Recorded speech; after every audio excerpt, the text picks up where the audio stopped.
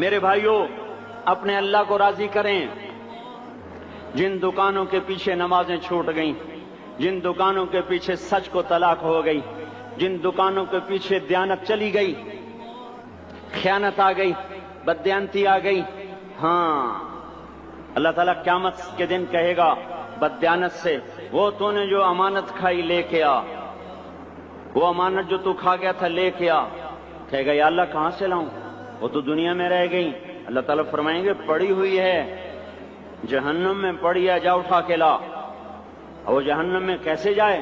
تو فرشتے ماریں گے چل، اور وہ اس کو لے کے چلیں گے، اور چلتے چلتے دوزخ کا سب سے خطرناک حصہ حاویہ، وہاں اس کو لے کے جائیں گے جہاں منافق رہتے ہیں۔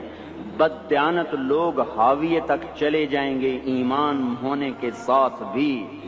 امانت کو کھانے والے لوگ حاویہ میں چلے جائیں گے، جو منافقین کی آگ ہے اس میں۔ وہاں دیکھے گا تو جس کا مال دبایا تھا دنیا میں وہاں پڑا ہوگا، کہے گا اچھا یہاں پڑا ہے، اتنے میں وہ تباہ ہو جائے گا، اس کو اٹھائے گا، کندھے پہ رکھے گا، پھر اوپر چڑھنا شروع کرے گا، چڑھنا شروع کرے گا، چڑھنا شروع کرے گا۔ جب دوزخ کے کنارے پر آ جائے گا تو وہ اس کے ہاتھ سے چھوٹ جائے گا اور پھر حاویہ میں جا گرے گا۔ اس کے ساتھ فرشتے مار کر پھر کہیں گے جا واپس لے کے آ۔ پھر یہ واپس جائے گا، پھر اسے اٹھائے گا، پھر کندھے پہ لے کے چڑھے گا اور چڑھے گا اور چڑھے گا۔ جب کنارے پر آئے گا تو پھر اس کے ہاتھ سے چھوٹ جائے گی، اس کے پھر فرشتے مار کے نیچے گرا دیں گے، جا لے کے آ۔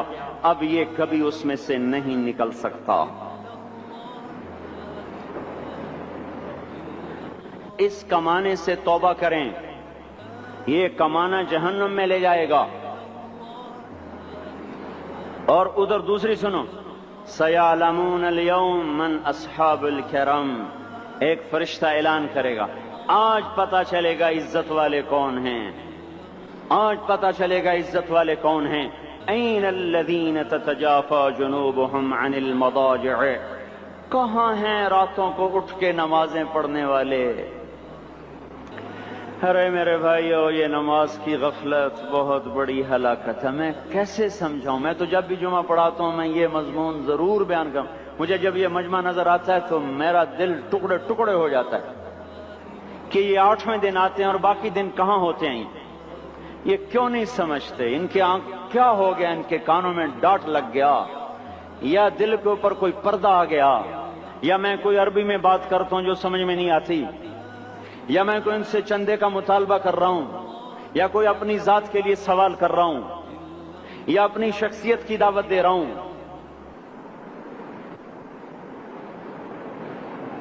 آج نماز عزت دلائے گی، سب سے پہلا اعلان ہوگا، کہاں آج پتہ چلے گا عزت والے کون ہیں، کہاں ہیں راتوں کو اٹھ کے نماز پڑھنے والے اور اللہ کے نام پہ خرچ کرنے والے۔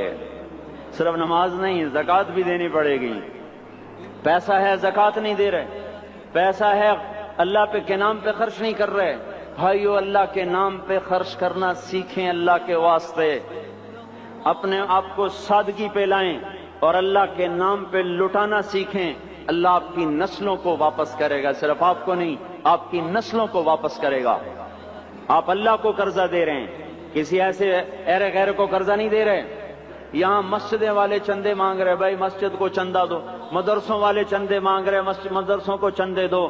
یہ تو مسلمان کی غیرت کے خلاف ہے کہ اللہ کے گھر میں مسجد کے لیے چندہ مانگا جائے، اور کہیں صندوقچیاں پھرا رہے، کہیں وہ جھولیاں۔ ایسی مجھے شرم آتی ہے، یہ کرنے والوں پر بھی میں کیا کہوں، ان کی عقلوں پہ بھی پردہ ہے کہ اللہ کے گھر میں مخلوق کے سامنے جھولی پھیلاتے ہیں، اور پھر ان مسلمانوں کی آنکھوں پر بھی پردہ ہے کہ ان کو غیرت نہیں آتی کہ مسجد کے لیے جھولی پھیلائی جا رہی ہو، اور یہ گھروں میں اچھا خاصا کھاتے پیتے ہوں اور مسجد کے لیے جھولی پھیلائی جائے اور مسجد کے لیے صندوق رکھے جائیں، اور ہر نماز کے بعد مدرسے کے لیے لوگ چندہ مانگ رہے ہوں۔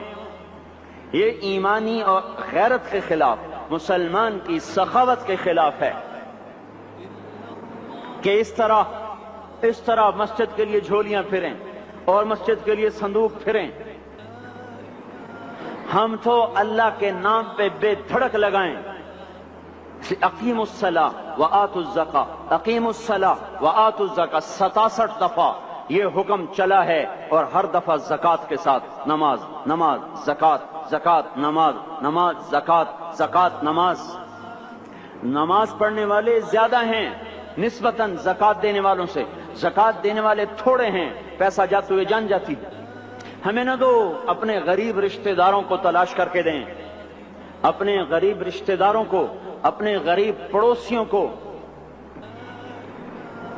آج جو صحیح دیانتدار تنخواہ دار ہے وہ بھی مستحق زکوٰۃ ہے، اگر وہ دیانتدار ہے تو۔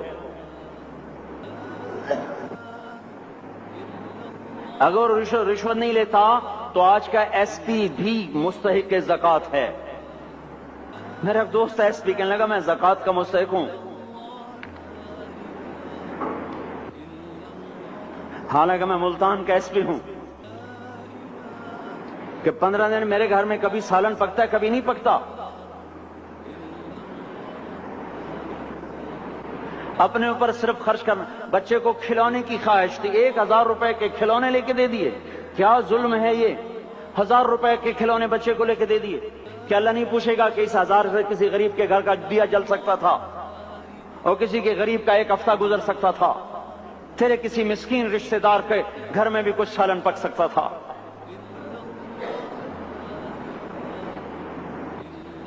رزق دیا تو اس کا ہوش نہیں کہ اس کا حق ادا کریں، جان دی تو اس کا ہوش نہیں کہ اس کا حق ادا کریں۔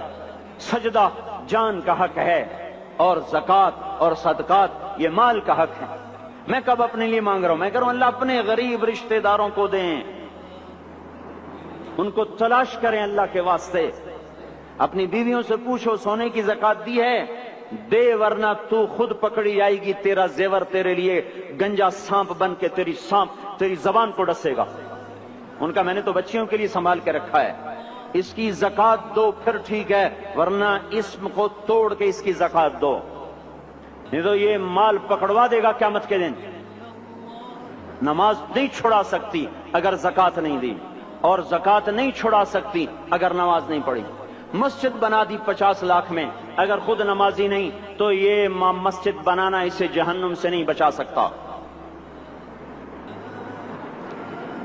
میرے بھائیوں، اپنی جان کا بھی صحیح استعمال کریں اور اپنے مال کا بھی صحیح استعمال کریں۔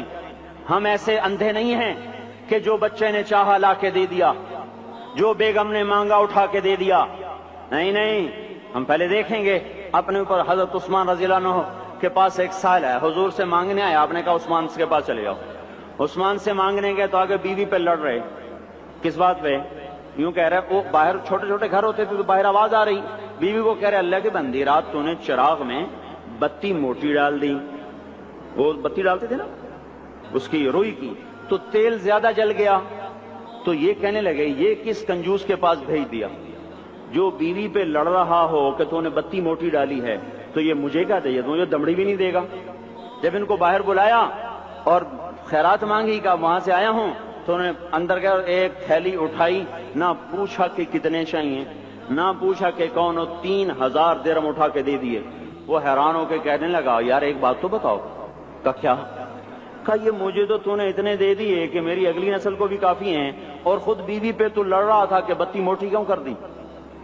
کہنے لگے وہ اپنی ذات پہ خرچ تھا، وہ پھونک پھونک کے کرنا ہے، یہ اللہ کو دے رہا ہوں جتنا مرضی دے دوں، یہ تجھے تھوڑا دے، اللہ کو دے رہا ہوں۔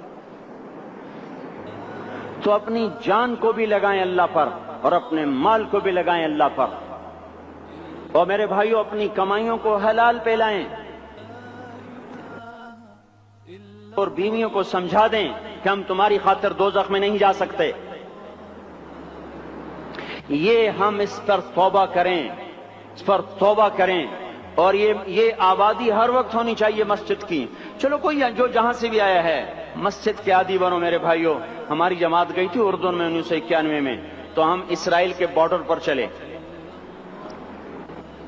انہوں نے بتایا کہ یہ ہم سے آمد رفت بات چیت ہوتی رہتی ہے، چونکہ کچھ عرب ادھر رہتے ہیں کچھ عرب ادھر رہتے ہیں، رشتہ داریاں ہیں۔ تو کہا یہ یہودی ہم سے پوچھتے ہیں تمہاری فجر میں نمازی کتنے ہوتے ہیں اور تمہارے جمعے میں نمازی کتنے ہوتے ہیں؟ ہم نے پوچھا یہ تحقیق کیوں کرتے ہو؟ ان کا ہماری کتابوں میں یہ ہے کہ جب فجر کی نماز کے نمازی اور جمعے کی نماز کے نمازیوں کی تعداد برابر ہو جائے گی تو یہودی دنیا سے مٹ جائیں گے۔ اب یہاں فجر میں 1.5 صف ہوتی ہے اور جمعے میں باہر بھی صفیں بنی پڑی، چلو میں کہتا ہوں مان لیا 1/3 طبقہ باہر سے آیا ہے، یہ 2/3 تو یہیں سے اٹھ کے آیا ہے،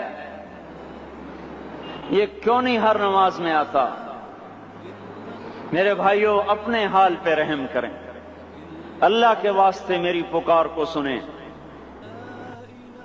میں آپ کو کوئی فلسفہ نہیں سمجھا رہا، میرا روزانہ ہر جمعہ جب آتا ہوں میں یہی مضمون بیان کرتا ہوں، میں روزانہ آپ کو نیا بیان سنا سکتا ہوں۔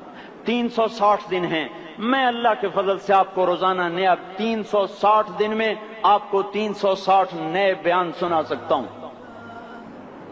میں یہاں بیان کرنے نہیں بیٹھتا، اپنا دکھڑا میں روتا ہوں کہ پوری گلستان کالونی جہنم کی طرف جائے اور میں ان کا پڑوسی ہوں اور میں انہیں جہنم میں جاتا دیکھوں اور میری ہائے نہ نکلے تو میں ڈوب کے مر جاؤں۔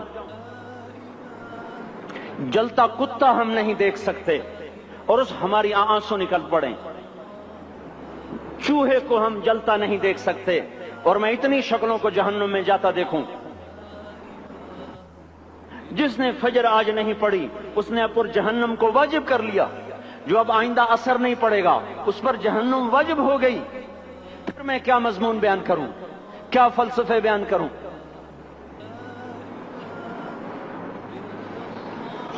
اس لیے میرے بھائیوں اپنی ذات پہ رحم کریں، اپنے بچوں پہ رحم کریں، اپنے گھر والوں پہ رحم کریں، مسجد کی دوڑ لگائیں، اپنے مال کو اللہ کے نام پہ خرچ فرمائیں تاکہ یہاں بھی جہان بنے اور وہ بھی جہان بنے۔ کیا زندگی ہے، چلتے چلتے سانس نکل جاتا ہے پھر یوں مٹ جاتے ہیں جیسے دنیا میں کبھی آئے نہ تھے۔ پوتے پوچھتے ہیں ابا دادا کی قبر کہاں ہے؟ ابا کہتے ہیں بیٹا یہیں کہیں مل گئی، پتہ نہیں کہاں ہے۔ ارے آج تو اگلی نسل دادے کی قبر نہیں دیکھ سکتی، ہم اس دنیا کی خاطر اللہ کے باغی ہو جائیں۔